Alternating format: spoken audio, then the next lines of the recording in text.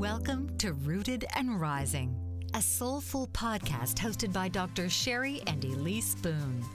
Join the conversation as Dr. Cheri and Elise explore the transformative power of holistic healing from the inside out.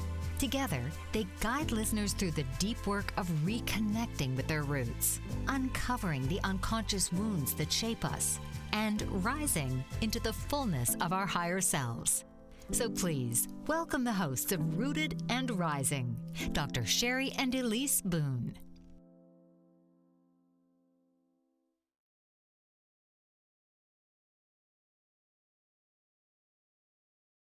Hi, welcome. When was the last time you fully felt present in your own life? Maybe not thinking ahead, not holding everything together, and not managing what comes next. Just there. Or maybe this lands more honestly. When was the last time you didn't feel responsible for everything? If these questions land with you, then this is the episode for you. Welcome to Rooted and Rising. Excuse my clock, it's on the top of the hour. But this is Dr. Cheri, and I'm usually here with my co-host, Elise Boone. She's away traveling, so I thought this would be a great time maybe to sit for a moment and become deeply personal. This episode actually is going to be about some of my insights from my upcoming book, The Woman I Had to Outgrow. There's a version of you that maybe helped carry you through life to survive. And that is one of the first levels of development that we have is we need to survive so that we can live. So maybe you became strong, capable, reliable. All these good things you learned how to carry. And for a long time, it worked. And it may still work. But then maybe there's moments or a moment comes where a quiet, maybe almost unnoticeable version of you says, this no longer fits. Now, in my book, there's a moment where I'm handed a book of life, my life. And every page has already been written. And every role has already been lived. Now, at my stage in life, that is more likely so.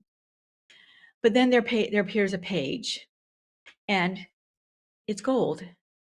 It's empty. And it's waiting. And what I realized that moment was this, that maybe I'm no longer here to keep repeating what has already been written. Maybe I'm here to decide what comes next. So I'd like to talk further about that and to help us be ready for that, for another, insight that maybe has not been tapped into. I would like for us to get into our bodies. And so before we talk more, let's slow down. And today I'm going to be the one that leads the meditation. And so I'd like you to be willing to step into your body, kind of explore, what am I holding on to? What serves me and what may not serve me? And just quiet the mind. Pay attention to what your body is speaking to you about in the smallest ways. So let's go ahead and get comfortable. And you can sit right here where you're at. You may gently close your eyes or not. You may lay down somewhere, wherever it allows you to be comfortable, and feel seated in your body or reclined in your body. Feel your limbs begin to relax. Where you can maybe transition and focus on your breath. And as you do that, go ahead and begin by taking a nice deep breath. Breathe in and exhale. And go ahead and repeat that again. Nice deep breath and feel it coming from your diaphragm as your stomach expands. And maybe hold it for a second or two. And then exhale, collapsing your diaphragm as it contracts into the back of your spine. And go ahead and do that one more time at your own pace.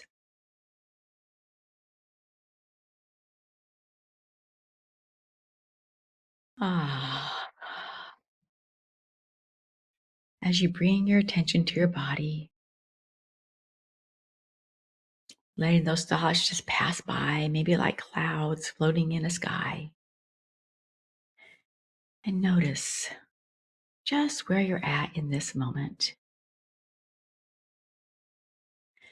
Feeling your body relaxing as you may welcome a beautiful light coming in through the top of your head, the crown, and begin to spread down through your body, beneath your scalp, down through your throat, smoothing and aligning your throat, swirling your heart and your lungs, filling all your organs with beautiful light. As you feel the light going into your lower abdomen, into your hips and down both legs, and down to the soles of your feet, as it goes over your arms into the palms of your hands. You feel swirling energy in those soles and your palms as it spreads into your fingers and toes and maybe a little tingling.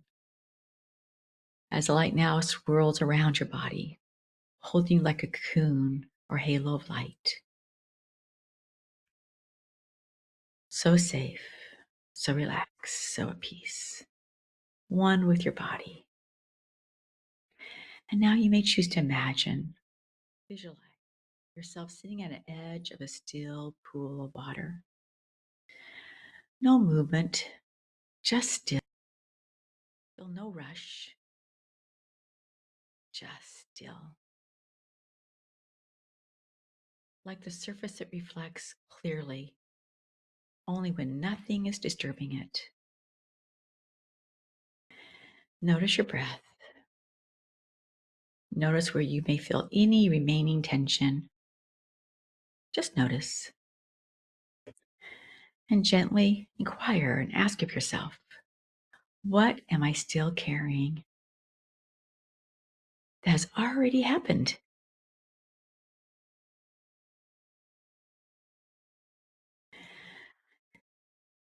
In the book, there's a moment where layers of soil are being placed on this water and they dissolve.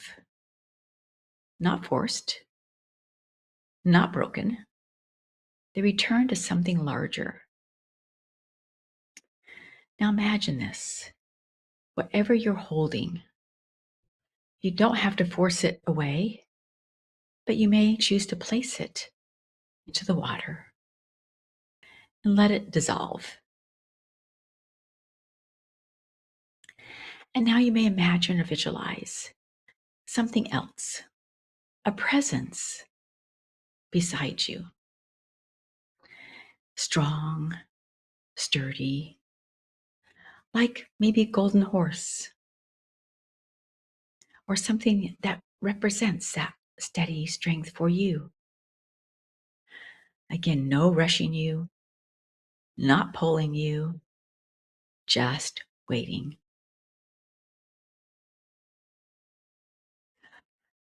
It doesn't ask you to carry any more. It moves when you are ready. And it already knows the direction. What would it feel like to not hold everything and still be supported?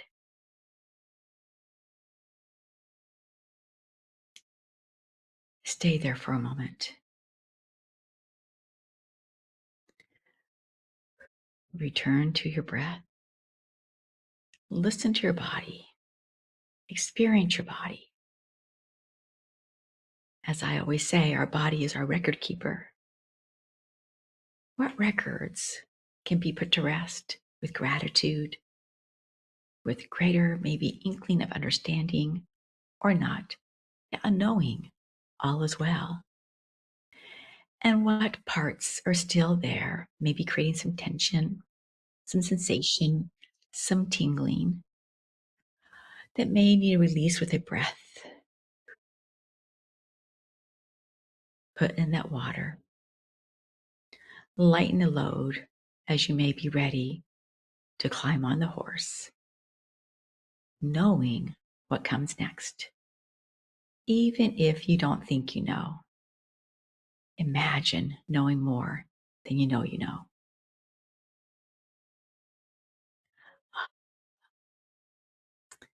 Just wait. Now, when you're ready, you can come back into the present. You may feel the tingling in your toes and your fingers again. You take a nice deep breath. And you can come back, present and ready. Oh, welcome back. I'd like you to think for a moment and just take a moment to reflect on the things that may have come up during that meditative place. Maybe the visuals were completely different. Maybe they were exactly on target as I guided you. We go where we need to go, and everything is right. And it's okay if none of it made sense. And also, it's okay if you found yourself not getting into it, maybe not quite relaxing.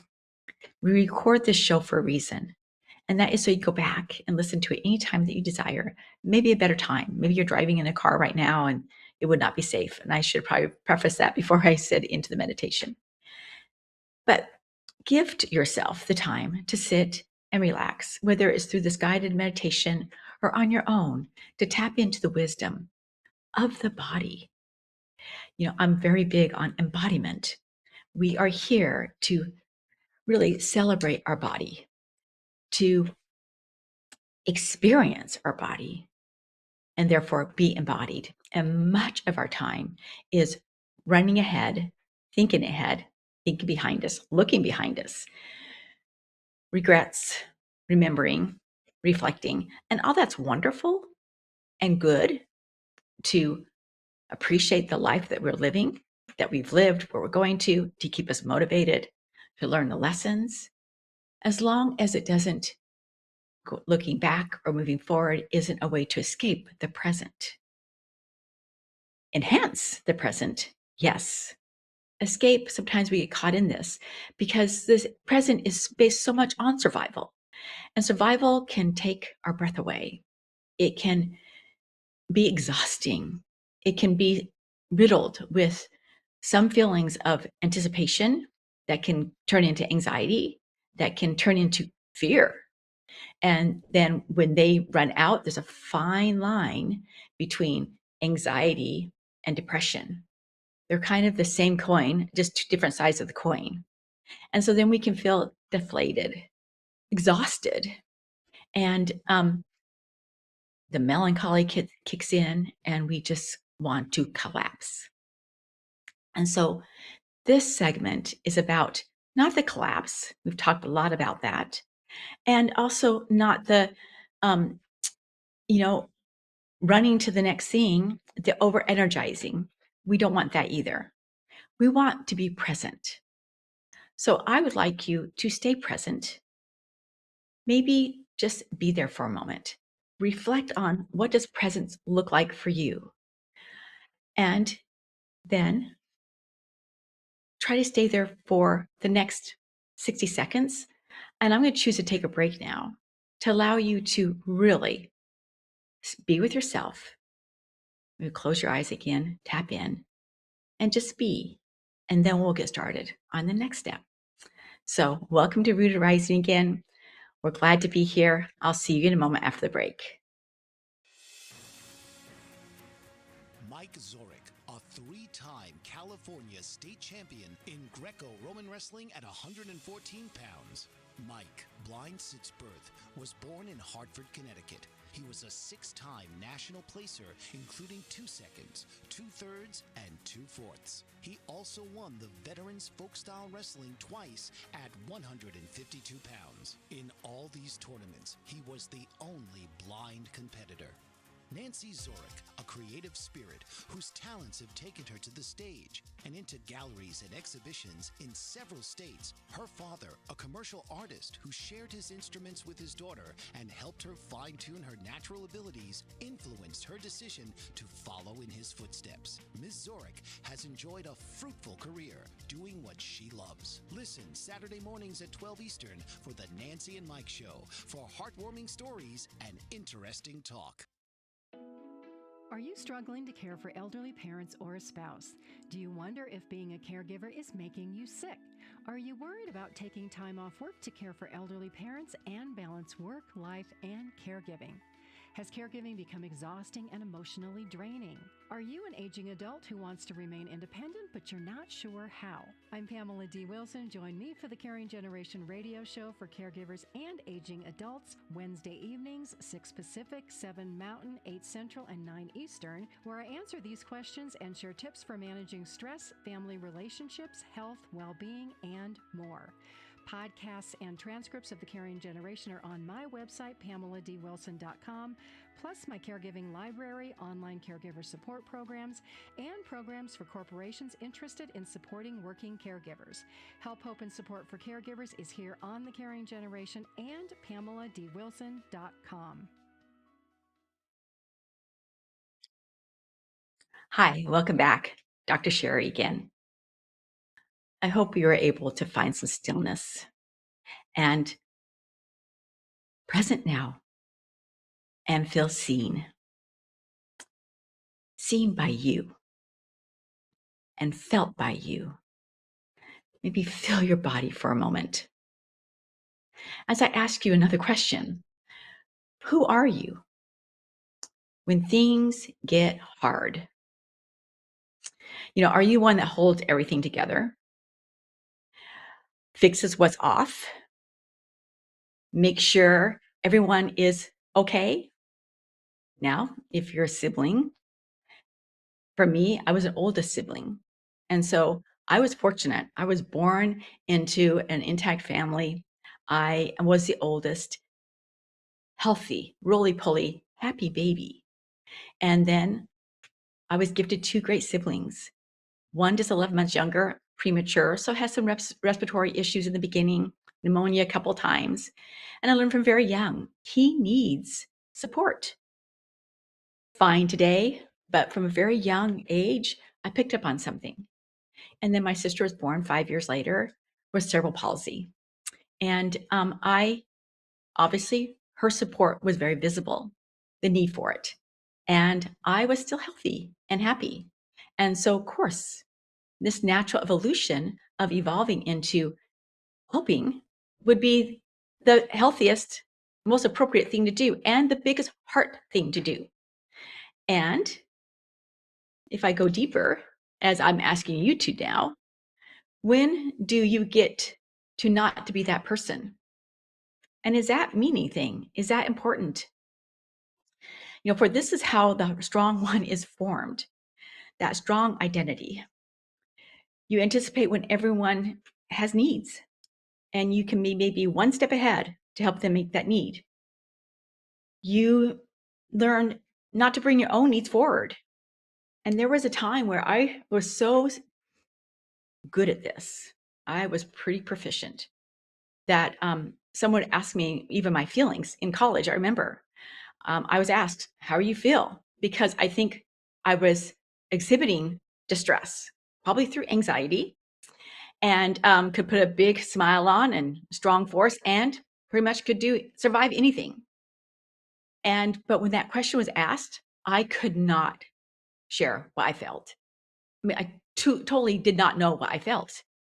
It actually scared me because the look I got back was like, how can you not know what you feel? And that great person sat with me He was in the dorms, sitting on the couch in the common area, and he sat with me for, I think, 3 hours and just said, "I'm gonna sit here with you until you can figure out what you feel." I don't think I gave him an answer, but that was such a gift and a wake-up call that helped me begin, not for years, not for decades, to reflect on, "Oh my gosh, I'm a person of feeling." And as I look back now in reflection on the strong one identity that I created was as pretty much robot mode. And you look at robots, they have that with titanium. Nothing could break me apart, and I just was funny. I was watching a commercial and they had one of the robots of today running a race, and you probably saw it, and he tripped over the starting line. It was a little bump and he broke to pieces. Well, for me, I wouldn't have broken to pieces. I would have been titanium. I would hop back up. That's what came to my mind. So that's how ingrained it was. It's not for everybody, but we all have identities. And I want you to kind of like reflect on, they form with good intent. They form invisibly almost. And then we realize, oh gosh, I didn't choose that. And yet we choose everything. So I want you to think about, some real life experiences. When do you say, "I'm fine," and not think anymore about it? But maybe your knee hurts, so you're not completely fine. Maybe you feel anxiety. Are you really fine?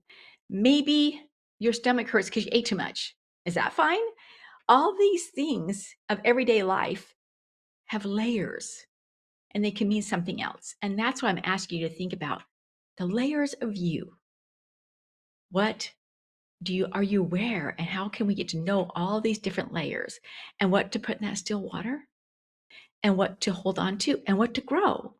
It's kind of exciting when we recognize the potential that really exists here.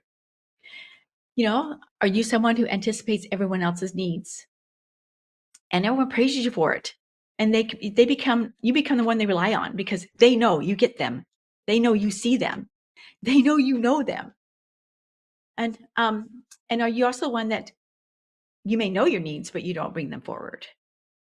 Again, because the reward comes in meeting everyone else's needs. And there's no thought that there's any reward in expressing your needs. As this evolution evolves, we just automatically function out what we think we know, and thinking we know all that we know, when, again, we know more than we know. So think, have you ever noticed you're showing up in your life, but not fully inside it?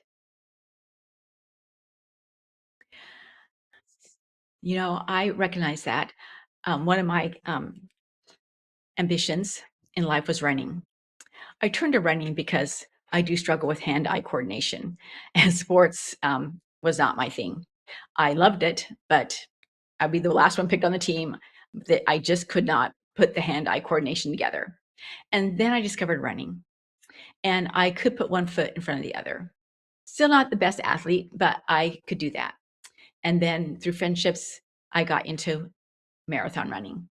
And that was exhilarating. The marathons were like running a lifetime, 26 miles. I felt like it was a whole lifetime of thoughts, feelings, meditative state. It was beautiful. But then as years went by, that running kind of kept the anxiety mechanism in me, and the adrenaline pump and the euphoria would keep me going. And it was great, and it was healthy, and it was wonderful. And then one day I recognized, when I was out for a run, how much of a chore it felt, how much of a task it was. It was what I did. And that was a light bulb moment. I didn't stop running right away. I was pretty stubborn. And so my running, it wasn't that I was supposed to stop running, but there was other messages that I was supposed to get about the strong one identity. And I want you to reflect, I bring that up as an example of, do you have a strong one identity that is good for you? Maybe physical fitness, maybe nutrition, maybe a love for books. It could be anything. And do you have those days, those moments where, it feels more like a chore. And maybe the habit is great, but you realize around it, life feels empty. Maybe it's your escape mechanism because that's the only time you feel something, and because you've numbed life around it. That's very common. And that could also be some more dysfunctional behaviors that we can engage in, with smoking a cigarette, that we know is not so healthy for us. It could be self-medicating other things. It could be an eating disorder. Those are drastic negative things that it could be. But today we're talking about more positive things, but they all relate and they all kind of do the same thing. And I want to emphasize that because we think when we're doing healthy things, our life is together. And so when that emptiness hits us, we're confused. It's like, why is this hitting me? My life is so good. And you're right. Your life is good. You're not broken. But maybe a chapter in your book is coming to an end. Maybe your unwritten page is coming to the next turning of pages. And this is what I want you to think about. So, this is what it means to live in the pages already written. Repeating the role that once worked, yet now maybe no longer fits. Not completely.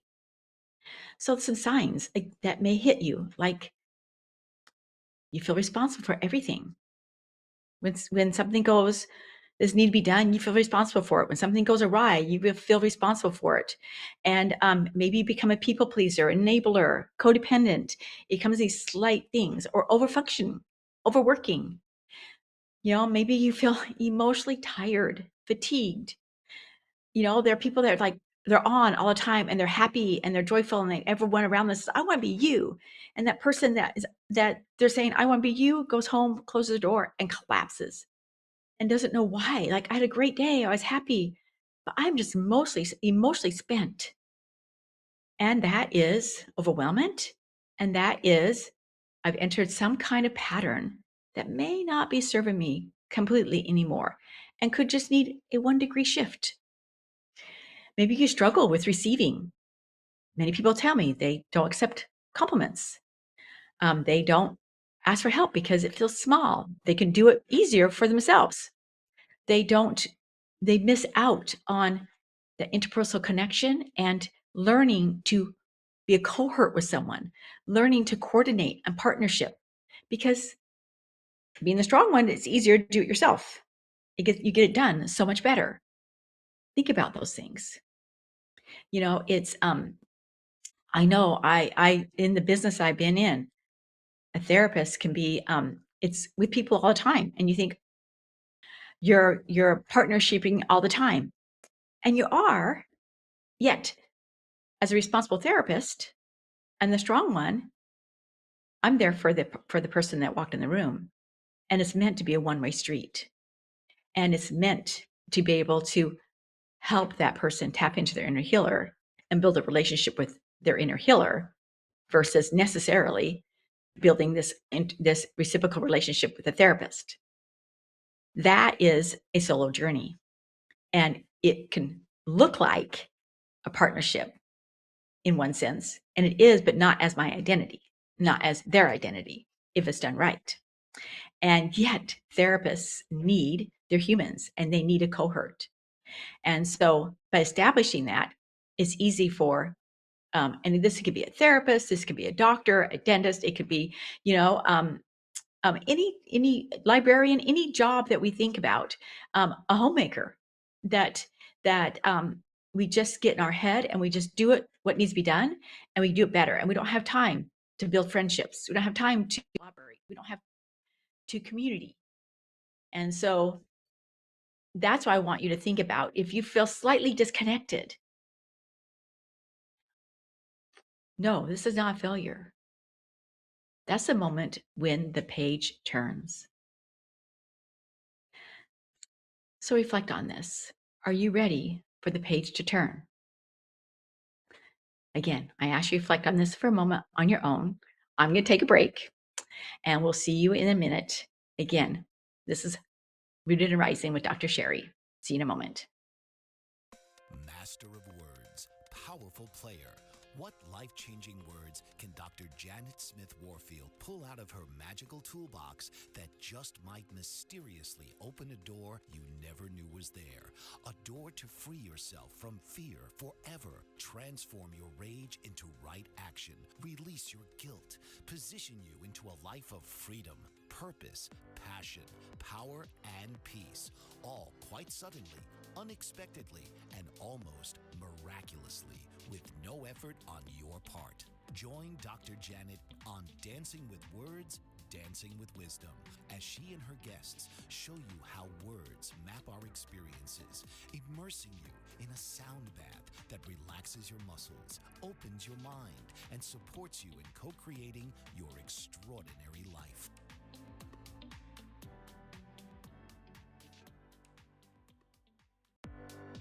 Author, radio show host, and coach John M. Hawkins reveals strategies to help gain perspective, build confidence, find clarity, achieve goals. John M. Hawkins' new book, Coached to Greatness, Unlock Your Full Potential with Limitless Growth, published by iUniverse.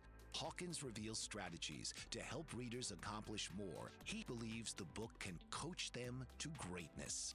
Hawkins says that the best athletes get to the top of their sport with the help of coaches, mentors, and others.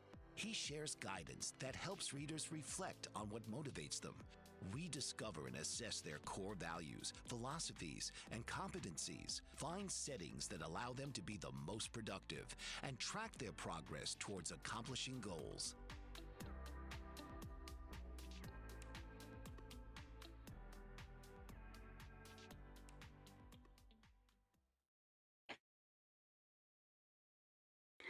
Welcome back, Dr. Cheri. We're talking about today the identities that we create, and we're focusing as an example on the strong one, and recognizing, getting in touch with the times that we feel this slightly disconnected with ourselves, as this is where we're not failing in life, but it's a moment where maybe our life turns a page. Have you ever felt like your life is working, yet something inside you isn't, just doesn't feel like it's working? And it is that feeling, that subtleness that you maybe can't put your finger on it. I remember years ago, I felt this, I was sitting and all of a sudden I felt this sadness deep inside me. It just came out. It felt like it came out of nowhere yet. And when I was honest with myself, I recognized, oh, this is very familiar. And it was nothing I could identify. And I look back now, and I recognized that it was something I was carrying that wasn't serving me. And it was part of that unresolved grief of being the strong one. And so I just needed to notice it back then. There was no big life shift I made, no one I had to go talk to about, but it was something I needed to reflect on. And I chose to journal about it, which we talk a lot about, reflecting through our writing, and that we usually write things differently than we say them. We have insight differently, and maybe it's more of our body is involved in that process. We are moving our hand to write. We are engaging and reading what we write. And so we're engaging the mind differently. And so all this matters and it counts. And so I reflected on it. So that's an example of something that maybe just is not quite right, that wasn't working for me anymore. And again, this was not a failure. It wasn't something I missed in life. Yeah, it was a threshold. I didn't collapse and I didn't break down, but I couldn't ignore the quiet knowing. And this is really important. Our knowing is such a compass for us.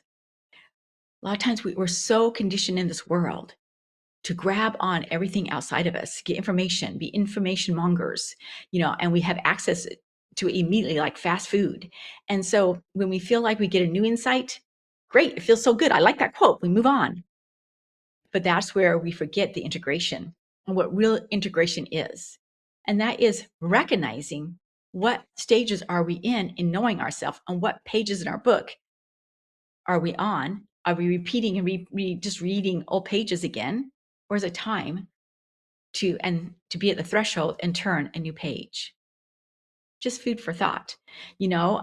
Other ways to think about this is, once we have that quiet knowing, that's when the mind expands and it can't collapse. It means we can't go back. And looking back can create a sadness. It can create a collapse. It can create a breakdown. These when we can fall into deeper pits. Not always, but we can. And so I'd like you to reflect for a moment. In times when maybe life just felt flat. It's, again, nothing's wrong, but maybe you went to the happy place, Disneyland, and you guys, and the Disneyland's like, okay, that was fun, but it wasn't exhilarating like it'd been in the past. We took yourself with you, and that flatness kind of emanates. And sometimes we can feel it more when we're at places where it was once exhilarating. Maybe we achieve something and that fulfillment doesn't land, and other people love it, love us, and we just can't resonate with it. It could even be a meal that we make. We cook this great meal, and maybe it's a traditional meal that everyone loves, and it could be just the rolls that go with dinner. But we just feel like they don't taste the same, and we just dismiss it as, well, I bake them, I cook them. Of course, everything I cook doesn't taste the same. It's not as enjoyable. But maybe it's a flat moment, and maybe you start pulling back and recessing. And this is the biggest one that I want you to reflect on. The pandemic trained us all to isolate by force. However, what I'm experiencing, that people are recognizing that they pull back automatically now, and they have to force themselves sometimes to go out, or they've forgotten.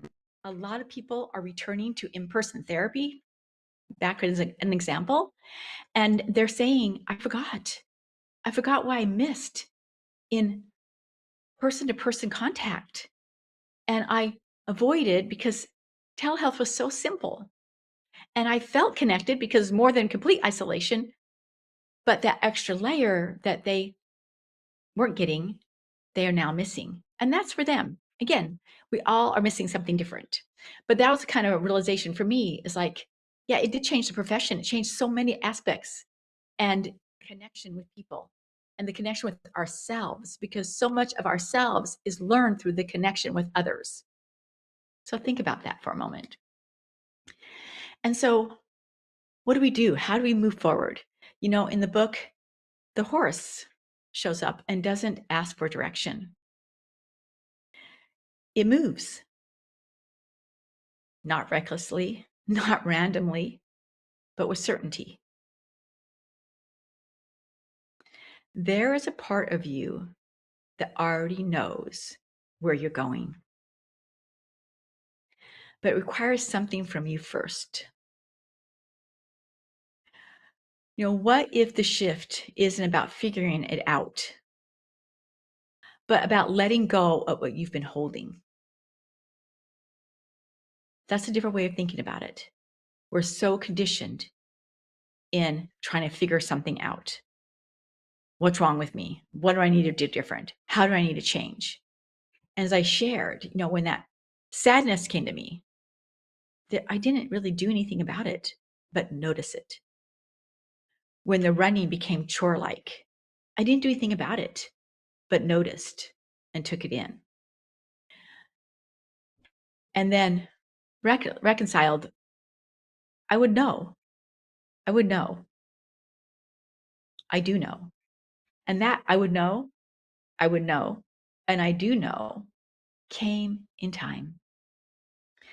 And it came in time when I took the time to reflect on, what am I still holding on to?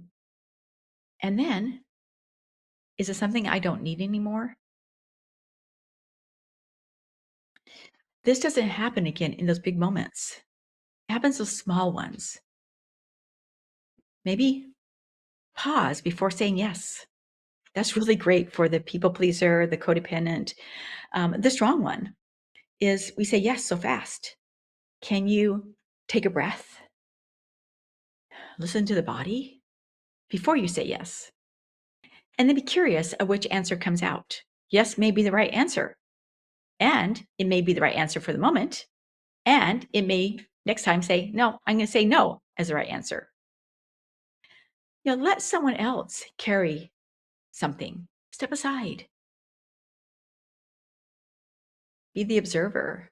Be the coach, but not the doer. Or just take a pause and not step in immediately. These little shifts can make ginormous awareness and insight and empowerment on, okay, what layers are about me that are serving me now? And what layers do I no longer need to carry and replay and nurture any longer? Water doesn't force movement. It allows it. It flows when something opens up. Your life will begin to move differently when you stop forcing yourself to hold everything.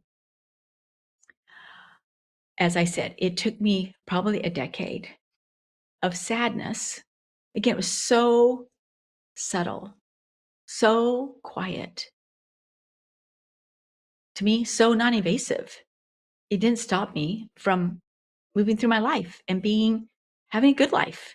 But it was always a reminder, okay, something more is as a store for me. And then a day did come and I had a breakthrough and I was able to let go of it. I just needed that moment to rewrite my brain and say, oh my gosh, I can choose not to carry this anymore.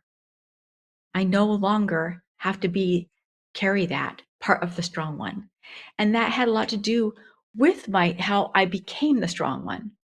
Being the oldest, happy, roly-poly baby and having a sibling that, first minor, premature little beginnings, but my brain was still in that neuroplasticity forming age. And I think I took a lot on. And then when my sister, being born, as a byproduct of germ measles with cerebral palsy, it was such a battle. And I internalized that sadness was a little bit of guilt in being the strong one while she could not be the strong one. It was quiet. I never talked about it. I never even took it to the cognitive surface. But when it was ready to surface, I got it. I understood. I understood a time where I could recognize her life course is her life course. And me attaching an irrational guilt to it was not serving her nor I. And it didn't really support, it may have been the fuel for the strong one, but part of the fuel for the strong ones was maybe the codependent part, the robot part. And I began to dismantle it. On the outside, did people see much difference? Not at first. Today, they do. One of my best friends in the language is no now. One of my best mechanisms of functioning is breath. One of my greatest rituals is meditation, self-reflection, and self-awareness, which is so different than the strong one. I thought I had self-awareness, but what I had was the inner critic, the head going on and keeping me motivated, patting me on the back, job well done, criticizing, should have gone faster. Oh, you're just whining. You can push through this. All that is not self-awareness. That is the inner critic. And as I shifted from the inner critic to self-awareness, there was compassion. There was heart. There was love for who I am in my own creation. And with that, there was insight. There's plenty of room for meditation. People want me to say no. And breath is life. And this brings me to the presence. We can all be in the present. So I'd like you to think about what would change if you didn't immediately take responsibility. This is a question I want to leave with you during this next break, our last one. Think about what would change if you didn't immediately take responsibility, the slightest shift. And remember, take a breath. This is Dr. Cheri with Rooted and Rising, and I'll see you in a few moments. Are you struggling to care for elderly parents or a spouse? Do you wonder if being a caregiver is making you sick? Are you worried about taking time off work to care for elderly parents and balance work, life, and caregiving? Has caregiving become exhausting and emotionally draining? Are you an aging adult who wants to remain independent, but you're not sure how? I'm Pamela D. Wilson. Join me for the Caring Generation radio show for caregivers and aging adults, Wednesday evenings, 6 Pacific, 7 Mountain, 8 Central, and 9 Eastern, where I answer these questions and share tips for managing stress, family relationships, health, well-being, and more. Podcasts and transcripts of the Caring Generation are on my website, PamelaDWilson.com, plus my caregiving library, online caregiver support programs, and programs for corporations interested in supporting working caregivers. Help, hope, and support for caregivers is here on the Caring Generation and PamelaDWilson.com. Mike Zorek, a three-time California state champion in Greco-Roman wrestling at 114 pounds. Mike, blind since birth, was born in Hartford, Connecticut. He was a six-time national placer, including 2 seconds, 2/3, and 2/4. He also won the Veterans Folk-Style Wrestling twice at 152 pounds. In all these tournaments, he was the only blind competitor. Nancy Zorek, a creative spirit whose talents have taken her to the stage and into galleries and exhibitions in several states. Her father, a commercial artist who shared his instruments with his daughter and helped her fine-tune her natural abilities, influenced her decision to follow in his footsteps. Ms. Zorek has enjoyed a fruitful career doing what she loves. Listen Saturday mornings at 12 Eastern for the Nancy and Mike Show for heartwarming stories and interesting talk. Welcome back. Dr. Cheri here. And before the break, I challenged you to kind of reflect on what would change if you didn't take responsibility immediately. And now I'm asking you, after everything you maybe felt today, what feels different? Even slightly. As you reflect on both these questions, I want us to enter the golden page. Again, what is the golden page? It's simply something that we haven't written yet that's not waiting for us. It's something that just reminds you to stop repeating what no longer works for you. You don't need to become someone new. That is not what we're built and enter this world with. But you may need to stop being who you had been and start being who you are in the present. If you're honest, does continuing the same way feel lighter or heavier? There's not a right or wrong answer, but it's good to have that answer, to tap into your body and remember and be reminded the body already knows.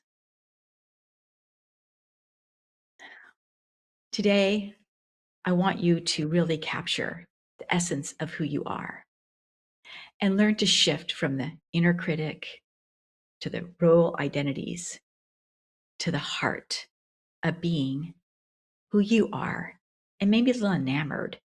My gosh, what magnificence there is in you to have been the strong one, to carry on identities that helped you through survival. That's wonderful. That's strong. That's great. And I think you wouldn't be here listening to this podcast if you were ready now to step beyond survival and show up. Let your light shine. Let your love be felt. And for you to be enamored with your own marvelous work and wonder you are. That's when our being becomes joyous.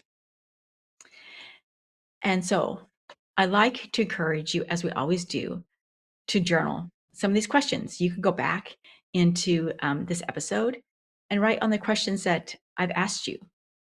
Or I'll give you a couple here to help you have it at the tip of your fingers, and encourage, whether it's on a piece of paper, on a napkin, write a novel. It doesn't really matter. Draw a picture.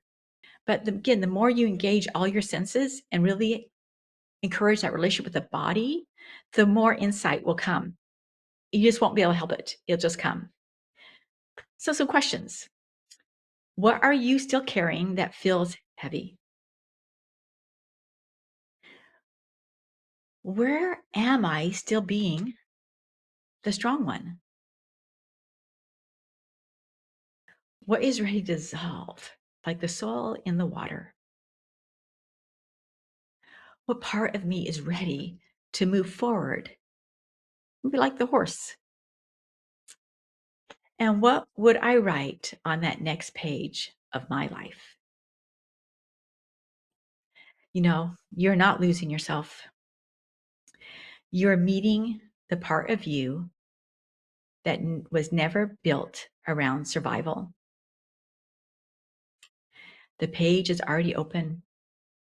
You don't need to go deeper.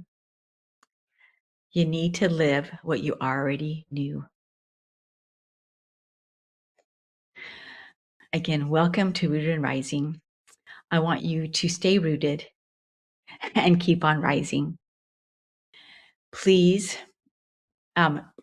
just subscribe or like us on YouTube. We're on the other platforms, Apple, as well as Spotify. Please listen, refer to your friends. We want this message of love to go forward. It's a great passion for Elise and I to share a little bit of ourselves, maybe together, write the next page. We recognize we can never do it alone. We need you, and we hope we can inspire you to need others and gift yourself to yourself and to others. We love you all. Thank you, and we'll see you next episode. This has been Rooted and Rising with hosts Dr. Cheri and Elise Boone. Through honest conversation, clinical insight, and creative reflection, Dr. Cheri and Elise will empower you to reclaim your voice, your vitality, and your vision. This podcast is not about quick fixes. It's a return to deep knowing, gentle unraveling, and lifelong integration. Tune in each week, Wednesdays, 12 noon Eastern.